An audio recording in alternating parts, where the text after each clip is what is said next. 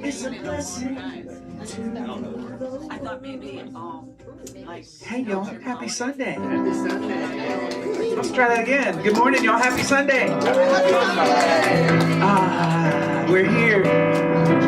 We're here again to remember the truth of who we are, our connectedness, that we are indeed one mind, one power, one light, and one love. Let's know it together. One mind.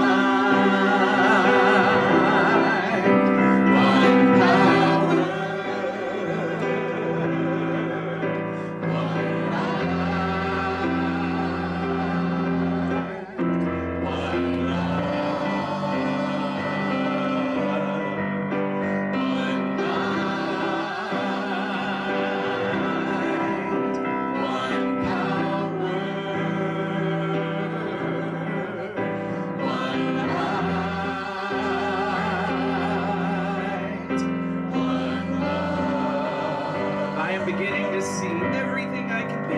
I am beginning to see everything I can be. When I claim the truth of my divinity. When I claim the truth of my divinity. One mind.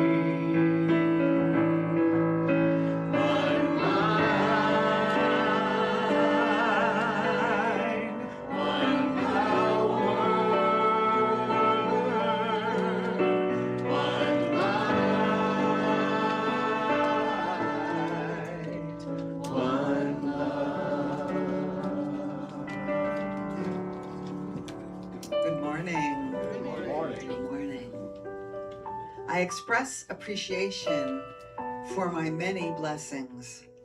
It has been said that what I appreciate appreciates. The more I give thanks for what I have, the more blessings I will discover. Practicing gratitude in all circumstances helps me realize how abundantly blessed I am. When I remember all the good that God is, more good is revealed to me. Taking a breath, I give thanks for life. Opening my eyes, I give thanks for the clarity of spiritual vision. Listening deeply, I give thanks for divine wisdom. With each bite of food, every sip of water, I feel grateful for my body and physical senses. There is so much to appreciate, from the small everyday things to life's most grand events. Giving thanks with my whole heart brings me joy. I practice appreciation for all that I am, all that I have, and all that I do. The affirmation is, I express appreciation for my many blessings. Let's say that together. I express appreciation for my many blessings. Again, I express appreciation for my many blessings. And one last time, I express appreciation for my many blessings. And so it is. So it is. Let's stand if you are willing and able. Sing it together. I'm here to meet with you. Come and meet with me. I'm here to find you.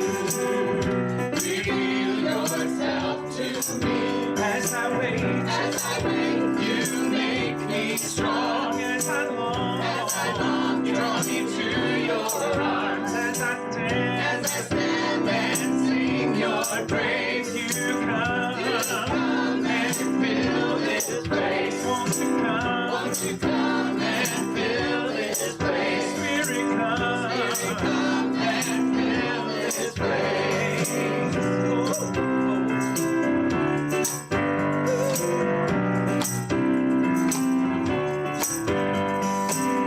I'm here to meet with you. Come and meet with me. I'm here to find you. Reveal yourself to me. As I wait, As I wait, you make me strong. as I long, As I long, you draw me to your arms. As I stand as I stand and sing your praise, you come. come and fill this place. Won't you come? Won't you come and fill this place? Spirit, come. Come and fill this place.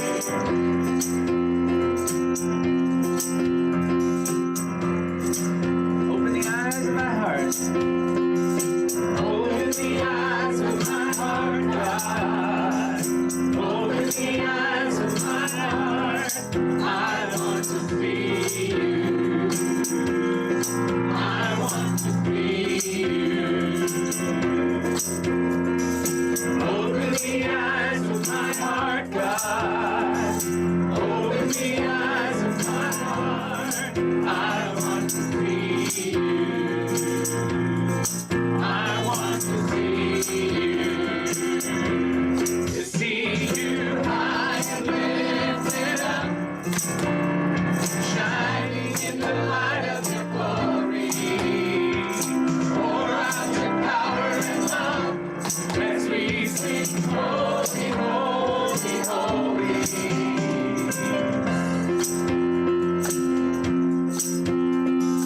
Open the eyes of my heart, God. Open the eyes of my heart.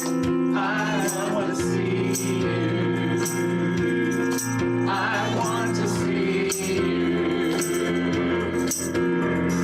Open the eyes of my heart, God. Open the eyes of my heart. I want to see you. I want to see you. To see you high and lifted up, shining in the light of your glory.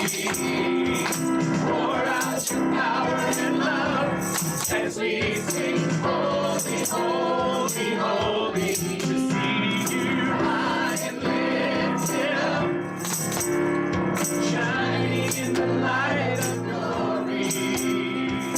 Pour out your power and love as we sing, holy, holy, holy. Holy, holy, holy. Holy, holy, holy. Holy, holy, holy. I want to see you. Holy, holy, holy. Holy, holy, holy. Holy, holy, holy. Holy, holy, holy. I want to see you. One more time, y'all. Holy, holy. Holy, holy, holy. Holy, holy, holy. Holy, holy, holy. I want to see you.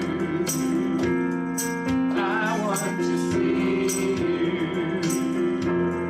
I want to see you.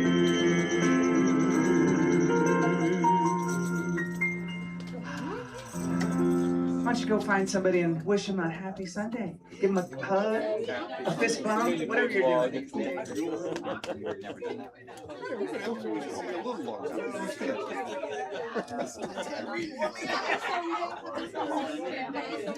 Happy Sunday to you again.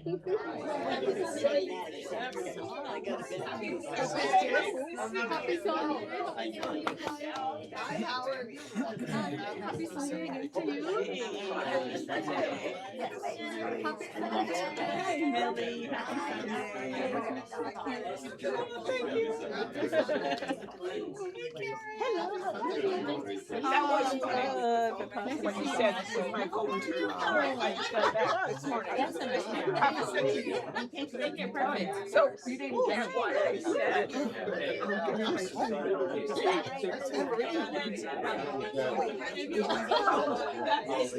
I didn't get the joke. I'm too busy trying to figure out what am I going to do. So my train's at 12 Happy Sunday. Happy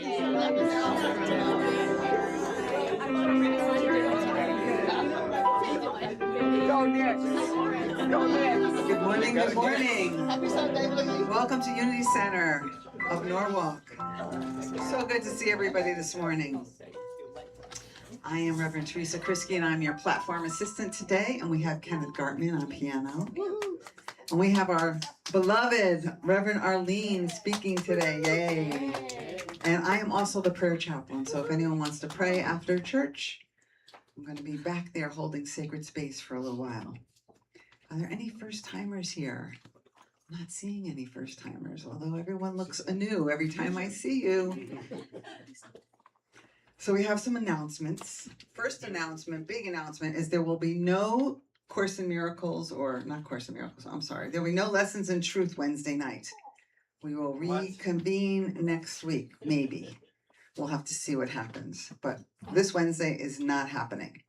We also have a sound bath. Nope, that's already gone. That's already gone. We have a drum Drum circle on the 16th. Yes, here at 7 o'clock. So if you want to do that, please register.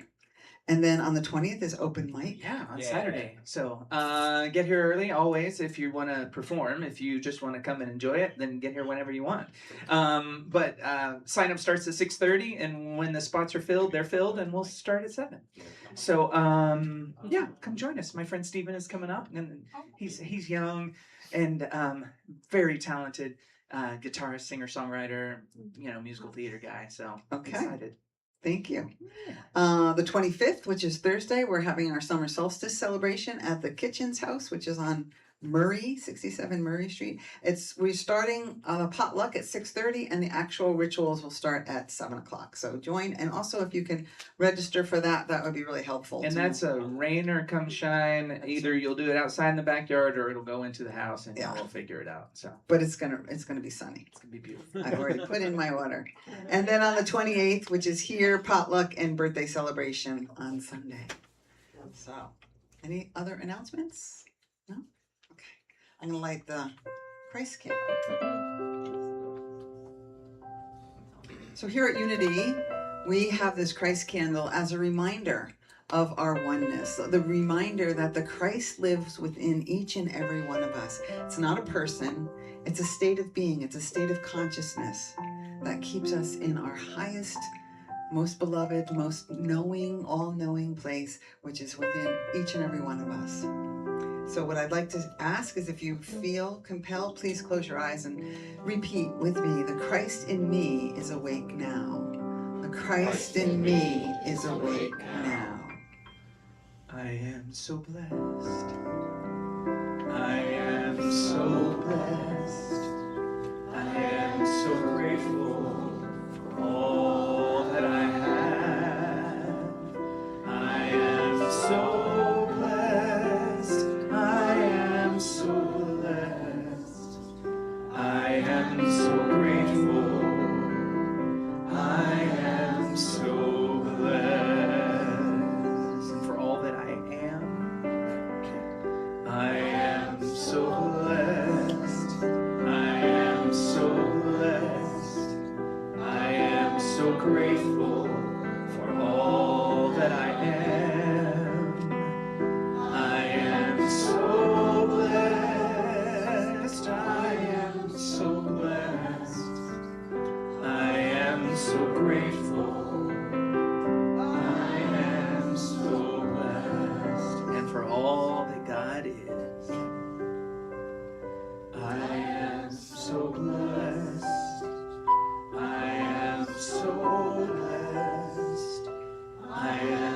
so grateful for all that God is. I am so blessed. I am so blessed. I am so grateful. I am so blessed. So this is the time in our service where we get to actually share with one another the principle that we believe here at Unity, which is thoughts held in mind create after their kind. We have lots of different things in Unity, like the 5 principles that we practice that says we can reach our hand into the unmanifest and create whatever we want in our lives. And what I want to do right now is to everybody, or whoever wants to, share something that you're grateful for that you created in your life. And what I'm so grateful for is I've had my business for over 30 years, and I always had a vision of it being a national company. And I've been doing chair massage, not me, but hiring people to do chair massage nationally for many years. But on Tuesday, I'm going to be doing a mindfulness call to places all over the world: Australia, Asia, Europe, Mexico, Canada, and the United States. So I'm now global. I'm so excited. Anybody else want to share something? So I showed up to my granddaughter's birthday party on the right day yesterday. And Elaborate on that. my ex, Adonis's father, he and his wife came, and they came right to my table. And they sat with me. And we had a blast, talking and laughing the whole time. So I'm truly blessed. Yes. Yes. Once family, always family, right? So I just want to give an update. We had a really successful Pride in Norwalk yesterday, and Donna was there, Lisa was there, I was there, Johnny was there, and Karen was there. I think I got everybody.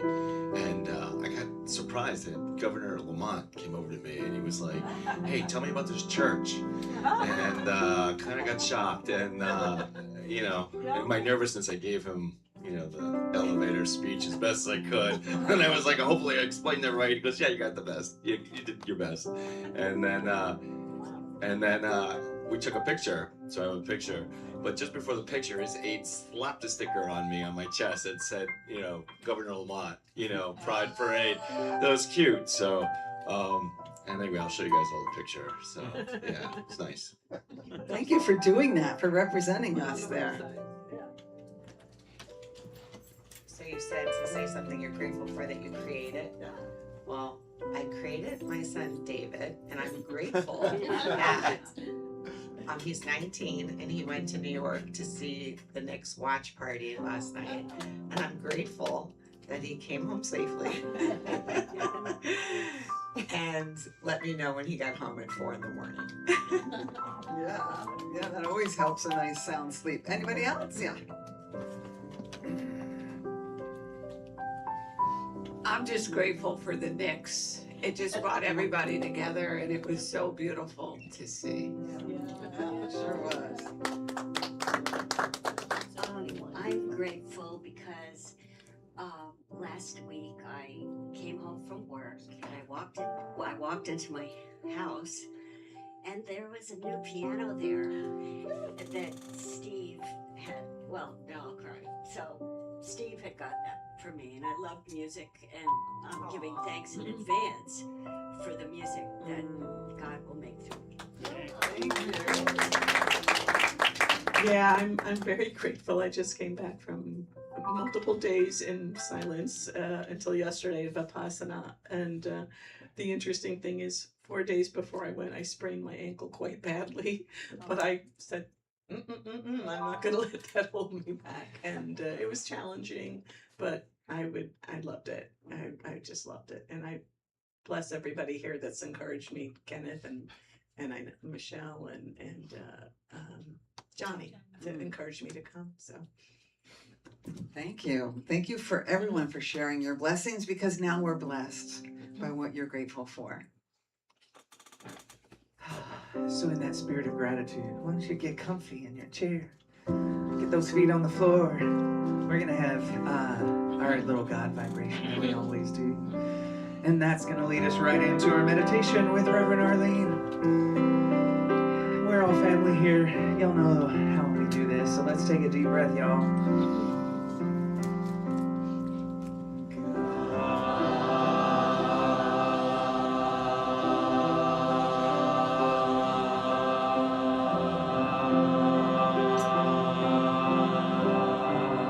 Feel that connection to everyone around you. Breathe.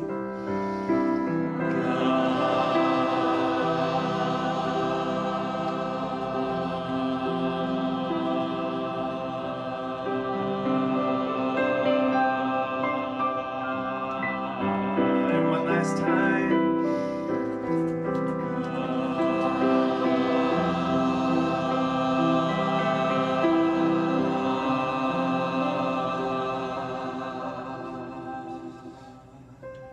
And just allow that breath that we just practiced to continue breathing in God,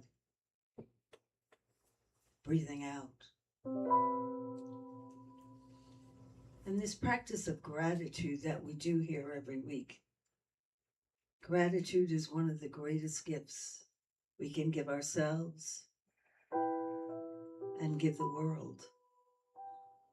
For the more we are grateful, the more we receive, and the more we continue to give. So I want you to take a few deep breaths.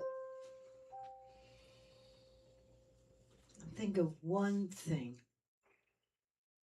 in your life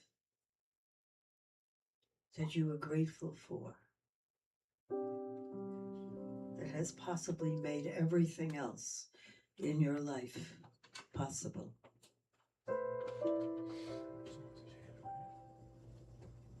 Maybe it's that one moment in time when you truly knew the truth, that you and God were one, and everything in this universe that comes to us comes from that source. That whatever happens, we know it is in God's perfect order, perfect time.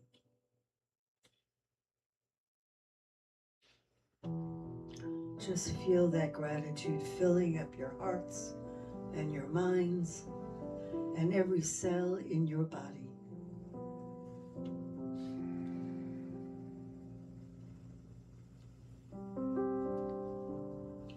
And now let's just sit for a moment, baking in that gratitude as we sit in the silence.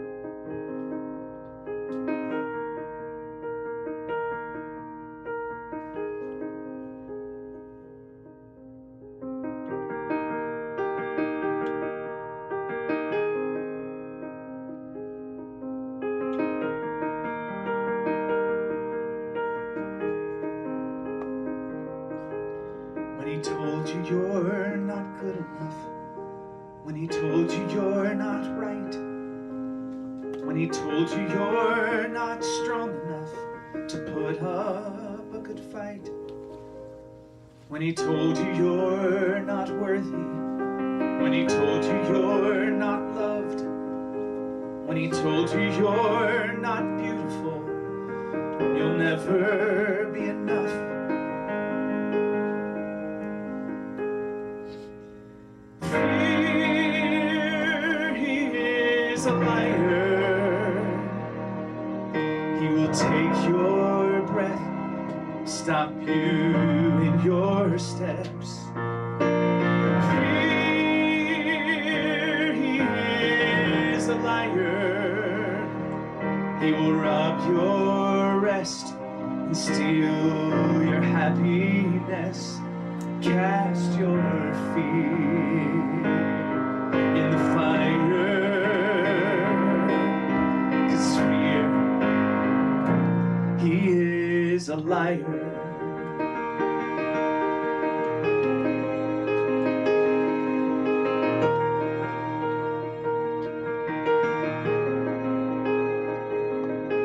When he told you you were troubled, you will forever be alone. When he told you you should run away, you'll never find a home. When he told you you were dirty, that you should be ashamed. When he told you you could be the one that grace could never change. Oh, fear, he is a liar. He will take your breath, stop you in your steps. Fear, he is a liar. He will rob your rest and steal your happiness. Cast your fear in the fire, 'cause fear, he is a liar.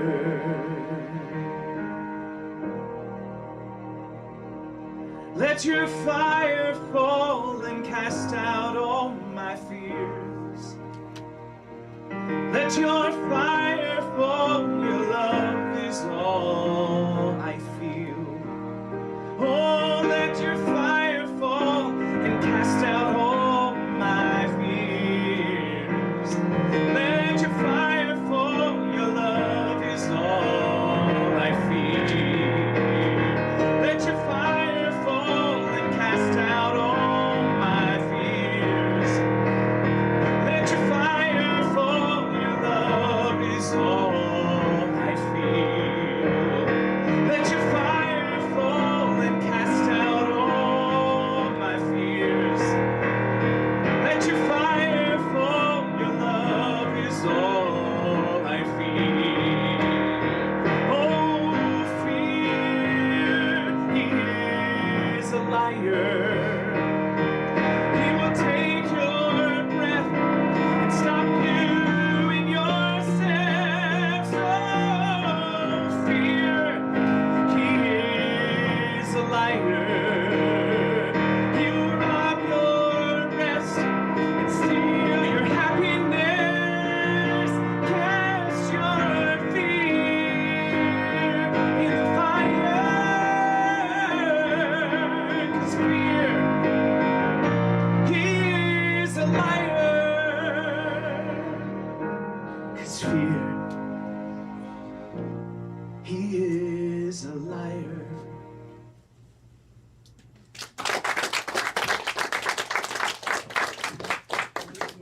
Thank you. So today I'm continuing this series I'm doing. It's summertime. I come from the South Bible School. That's just what happens in the South. Everybody has Bible school, and usually it's Old Testament, New Testament. But I'm really concentrating on Jesus, and the reason I'm concentrating on Jesus is because I have a hard time with Jesus. I like a lot of people in unity. I go from really believing Jesus and thinking, well, I don't believe in what some religions that follow Jesus teach. But one of the writers I love is a man priest by the name of Richard Rohr. And I get his daily thing. And I want to read this. So it says, it was talking about someone once said to me, how do you describe unity? And they answered, unity practices first century Christianity. First century Christianity. That's a lot different than Christianity today. Christianity was not so much about doctrines or eternal salvation, but about how to live a better life here and now within God. Now, is that unity or what? Then it goes on to say, from the perspective of occupying Roman powers, the Christian sect was radical because it encouraged alternate behaviors that were both attractive to those at the bottom and threatening the worldview of empire. Rather than acquiring wealth, this new sect shared possessions equally. Followers of the way, which is what it was called, lived together with people of different ethnicities and social classes rather than following classes and cultural norms. Much of what Jesus taught seems to have been followed closely during the first several hundred years after his death and resurrection. As long as Jesus' followers were on the bottom and the edge of empire, as long as they shared the rejected and betrayed status of Jesus, they could grasp his teachings more readily. Values like non-participation in war, simple living, inclusivity, and love of enemies could be more easily understood when Christians were gathering secretly in the catacombs. So Jesus taught what we believe.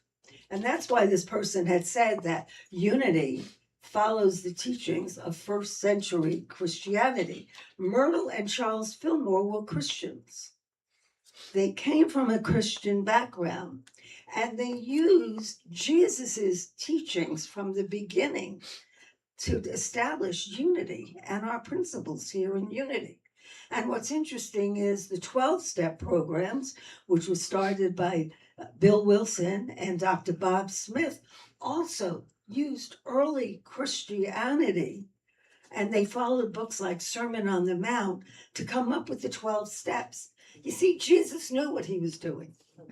But what happened was, after a few hundred years, the Roman government looked and said, "Oh, these people, they seem to be really following this guy. I think what we're going to do is create rules and stuff and use this religion to control the people."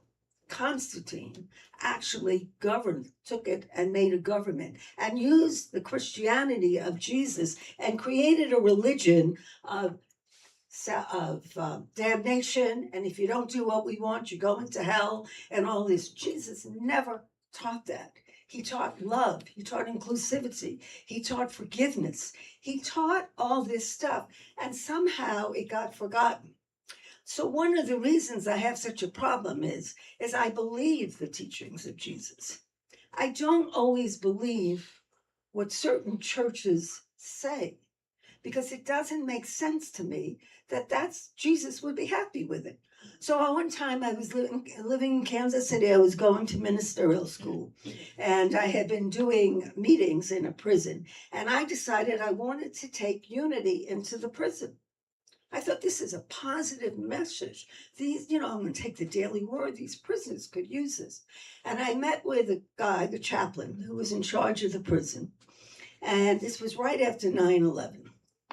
And he said to me, "I can't let you in here because unity is not Christianity." And I said, "But the Muslims are in here."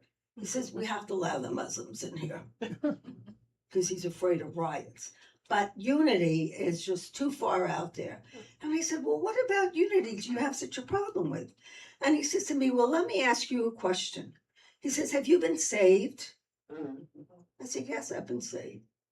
He said, "Really?" I said, "Yes. I was an alcoholic. I came to know God, and I was saved. And now I'm recovered." He says, "Oh, no." He says, "Have you been saved by the blood of Jesus?"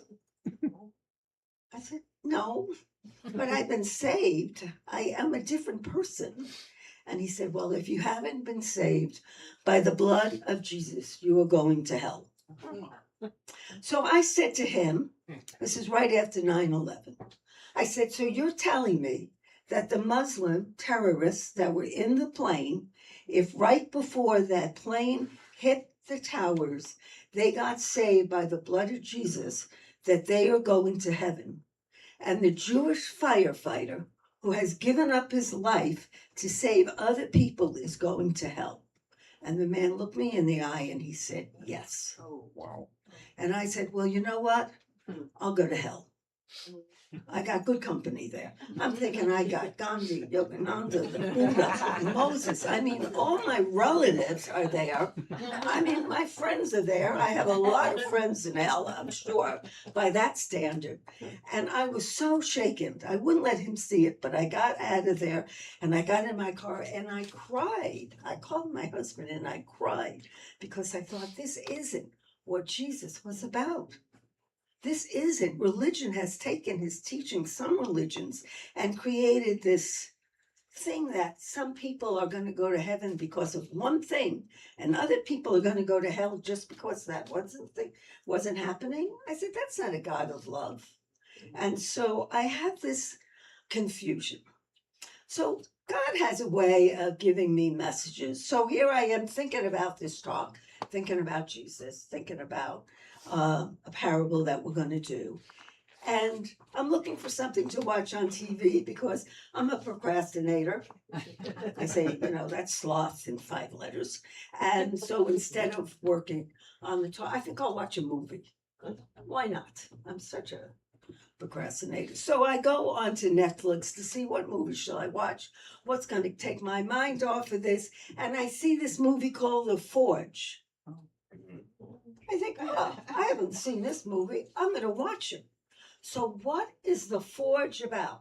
Of all the topics it could be about, it is about these men, Christian men, who take young men and show them this way and practice a form of Christianity that Jesus has taught, and how this movement spread all over the world. And it's all about all this first century Christianity. And I'm like, well, isn't that funny? Of all the movies, I picked this movie. So I figure, well, I'm doing my talk while I'm watching this movie. So this whole thing with Christianity and Jesus has always kind of, so I have 2 stories. How I had a relationship with Jesus. So it was in the 90s, and I was living in this apartment. My husband was up at our retreat center. I was in Miami working, and I had a terrible migraine. I used to get these terrible migraines. Anyone here ever had migraines? They're so bad. They're so painful and everything. I mean, they have taken me to emergency rooms. Anyway, it's the middle of the night and I had this terrible headache and I have nothing to take for it and I am in pain and I cannot figure out what to do. And this thought comes to me, Jesus was a healer. I'm going to pray to Jesus. Jesus, I've never prayed to Jesus. So I prayed to Jesus. I thought, hey, I can use all the help I can get. And amazingly, that migraine was gone. And I have to tell you, folks, I don't get migraines anymore at all. That was the last migraine I got. Not only did that migraine go away, and I thought, oh my God, he really is a healer. I should be praying to him more often. I forget, but I should be. So this thing about the Forge, and it's all about what has been really true to my heart is the fact that whatever we believe, whether we believe in Jesus or Buddha or whatever, the most important thing is that we put God first in our life. You see, when we put God first in our life, everything happens that we need to happen. But when we forget that, things have a way of coming at us and destroying us. So Jesus gives us a parable. Because the Jews aren't listening to him. They're just not paying any attention to him. So he decides that they need to change.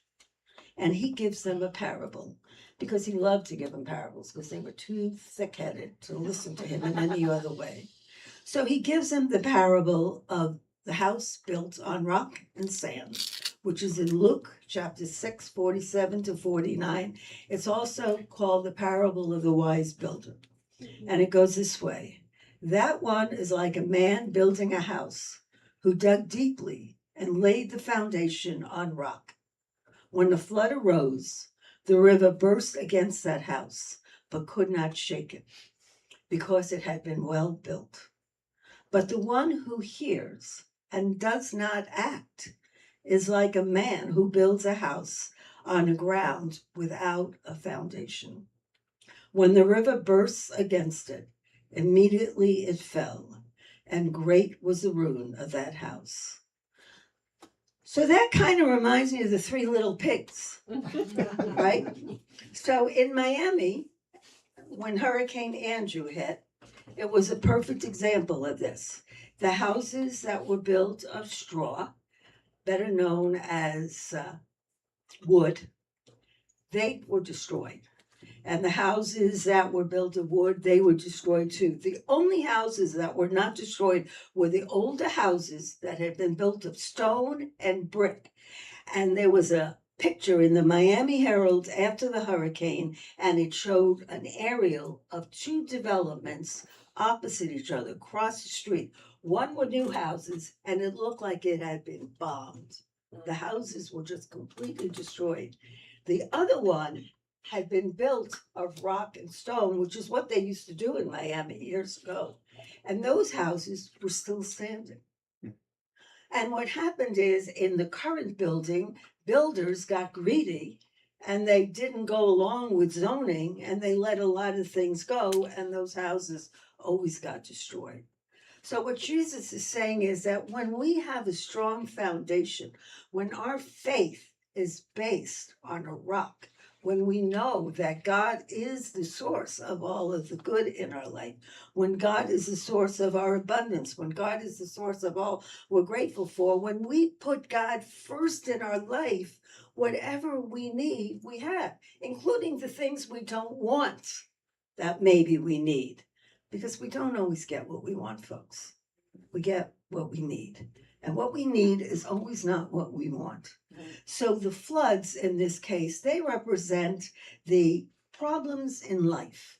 You know, doesn't it feel like sometimes the problems in life seem to be flooding you? It's like one thing after another, and they're just overwhelming you. But when our faith is strong, we can handle all of that. When our faith is strong, it represents that we know that whatever is going on in our life, that God is there. And the reason I wanted to do this parable is because lately I sometimes have been feeling like, I don't know, some days my faith seems stronger than other days. You know, it's just one of those things. Some days I seem to be not feeling like put God first, and other days I feel like I am. And I know that when I put God first, my day happens much better. So if I wake up in the morning and I use that time, first thing in the morning, to do my prayer and meditation and my readings and all of that, I usually have a pretty good day.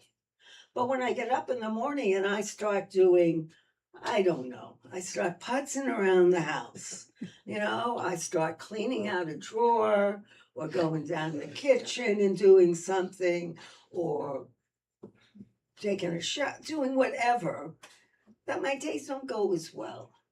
And I forget that. You see, we have this forgetter sometimes, and we forget that when we put God first, amazing things happen.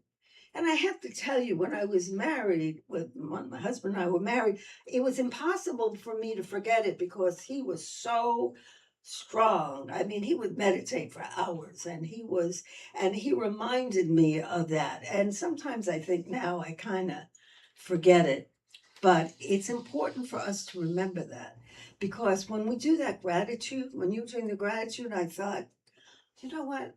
In 1990, on June 4th, I walked in and picked up a white chip in an AA meeting. That was over 36 years ago, and I haven't had a drink since, or a drug. That's amazing. That's amazing for me. I spent the majority of my life pursuing that. And as a result of that one act of surrender, one act of saying, I've had enough, everything changed in my life. 2 months later, I had an experience of God in my life. And all of a sudden, I knew that there was a God. Things happened to me. I met my husband. I bought this little condo. Just things started happening. Life was bringing me so much prosperity, I couldn't believe it. I was started tithing to my Unity Church, and my accountant was my ex-husband. And I had a good business. I had an insurance agency. And my husband said to me, my ex-husband said, "You're giving an awful lot of money to that church. They are brainwashing you." He was an atheist. He said, "They are brainwashing you because they want your money." I said, "No, they're not. You know, I get a lot of stuff from them." He says, "Yeah, but look how much money you gave to them." I said, "Yeah, but look how much money I made. I can afford to give them that money. I don't need that money. I have all that I need." So this one thing, this one act, this one moment in time changed my life completely. Brought me so many gifts. I don't know how I wound up being a minister. I mean, I do. That's a whole story in its own. But it's like all a result of that one act. You see, we have to build our house on rock. And what that means is we have to take action. It isn't enough to just believe. We have to take some kind of action to put that belief into works. This movie, The Forge, is all about this. It's all about it. It's actually a really good movie. And when we take action, we put feet to our faith. You know, faith without works is dead. We put feet to our faith, and then everything changes. So we have to ask ourselves, are we putting God first? And are we allowing that faith to have feet and go out and do things to carry this message that we have received, that God is love, peace, harmony, inclusivity, all of this stuff, and being the change we want to be in the world?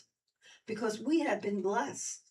And when we realize that we are blessed because we have received it from some power greater than ourselves. Because, you know, I just have to say this. We say all the time, you know, that the Christ is within us. Yes, it is. That God is within us. Yes, it is. But unity does teach that God is transcendent and immanent, meaning God is within us, but God is all around us. And we have to remember that. Sometimes I myself can do nothing. I myself am feeling lost. I myself am wondering where my faith is. And then I have to go without because I need strength. So we sometimes go within to feel God, but sometimes I feel God without. And I feel it in all of you. Why do we come here? It's because we connect with people and we see God in others. We can see God within ourselves. We see God within our others. So the question is, how are you building your house? Are you building it on a rock or are you building it on sand? Are the floods going to come and wash the house away?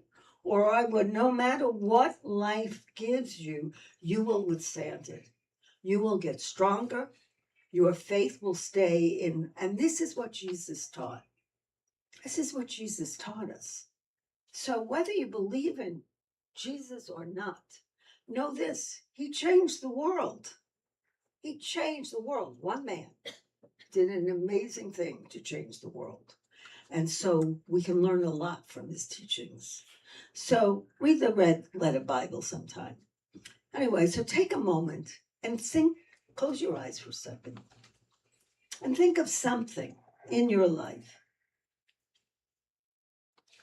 where you truly knew that God was there within you, around you, that God was your strength, your rock, your provider, that everything you are, that everything within you is God. And when we place God first in our life, when we remember who it is, what it is, where we get the strength we get, where we get the courage, where we get the determination, where we get the wisdom,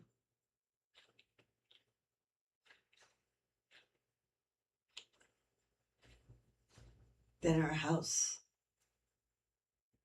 is our bodies, will be built upon rock. And whatever floods may come, we will survive. We will grow. And we will know that we are never alone. That there is a force, a power, a presence, a love, a grace that is always filling us, surrounding us, and acting as us. And if nothing else, for that we are grateful. And so it is. Amen.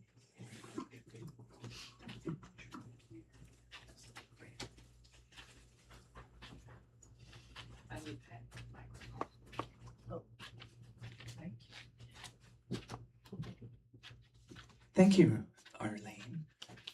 You can clap for her. You should. Why not? Well, I heard it starting down here, so I was like, didn't want to have one lone clap right here.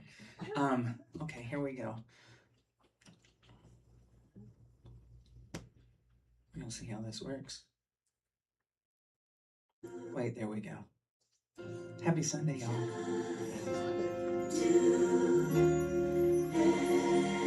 Just do it, right? Take some action. Is that what we're doing today? So, there's a little Ernest Holmes quote here that says, all things are coming to you. Don't argue about it. Just do it. Take action, right? Just do it. Don't talk about it. Don't put it off. Just do it. Just say it. I'll speak my truth. I'll state my needs. Just say it. Just claim it. Act as if and know it's done. Just claim it. Just breathe. Breathe in faith. Breathe out fear. Just breathe. Just do it. Come on. Just do it. Just do it. Oh, do it. Just do it. Come on, do it. I'm gonna give myself a gentle push. I'm gonna start today. Just do it. Don't talk about it. Don't put it off. Guilty. Just do it. Just trust. Trust myself. Trust my heart. Just trust. Love. I'm gonna give love. I'm gonna show love. Just love. And faith. I have faith. All is well. I have faith. Just do it. Oh yeah. Just do it. Just do it. Oh, do it. Do it. Come on, do it. I'm gonna give myself a gentle push. I'm gonna start today. Just yeah. Okay. I think it's time for me to do a little rap. Y'all want to hear a little rap? I know, we're not supposed to talk about it. Just supposed to do it. So I'm gonna take a breath, breathe out that fear, and just do it. Here we go. Every time I criticize and focus on my flaws, I don't realize that I am worthy and capable, and I deserve to have it all. So now's my time to rise and shine. Go for the dreams that are in my mind. Take one small step, don't be afraid. With faith and love, I got it made. Woo! I mean, that was all right. Pass the test. I don't know. Here we go. Come on, y'all. Just do it. Just do it. Don't talk about it. Don't put it off. Just do it. Stand up and dance with me. Just do it. Come on. Whatever I want, I'll start today. Just do it. Helps taking action, right? Just do it. What?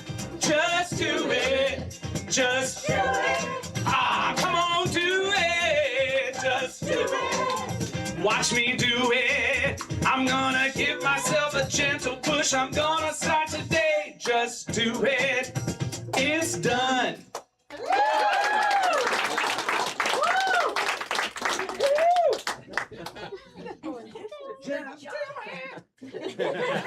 Just do it. Karen Drucker, if you want to check that out, it's Karen Drucker, Songs of Spirit 3. Yeah, Songs of the Spirit 3. Great album. Thank you.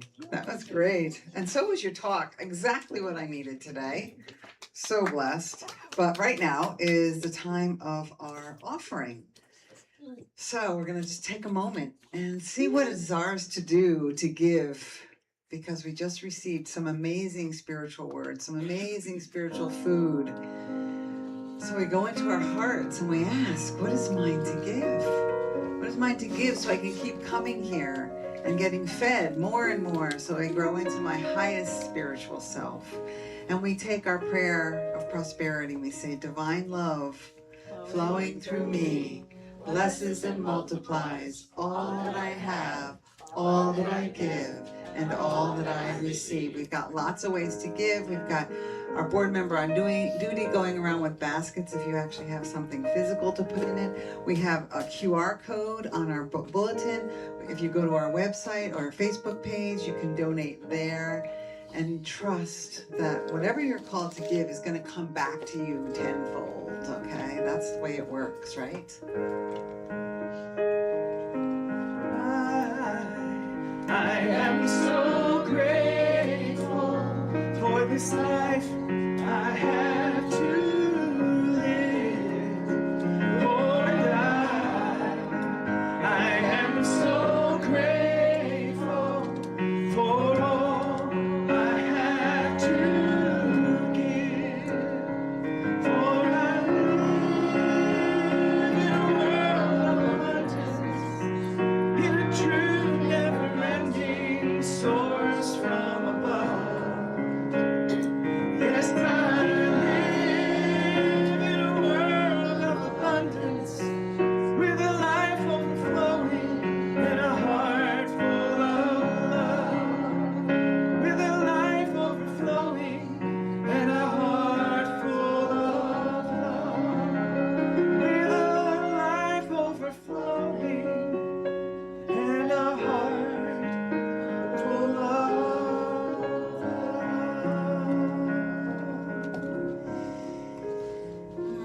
We say thank you, God. Thank you, God, and blessing this community with each and every one of you, blessing our lives, knowing that there's one source and one supply, God the good.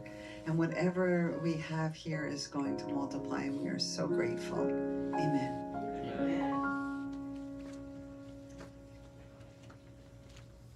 So now we're going to go into thanking people. Yay. Thank you to Steve Bustamante, who's here every week doing our audio visual.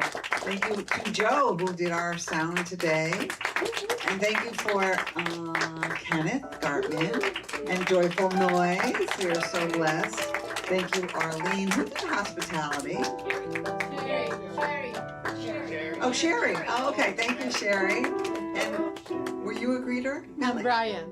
Brian, thank you for greeting. And Kevin, thank you for being our board member on duty. Yay. And Reverend Teresa Christie, thank you for being our platform today and our prayer chapel. Thank you. So let's do our prayer for protection. Let's stand on up. The light of God surrounds us. The love of God enfolds us. The power of God protects us. And the presence of God watches over us. Wherever we are, God is, and all is well. Come on, love is the truth I know. Love is the truth I know. Love is the truth I know. The truth is truth I know. The truth so everywhere I go.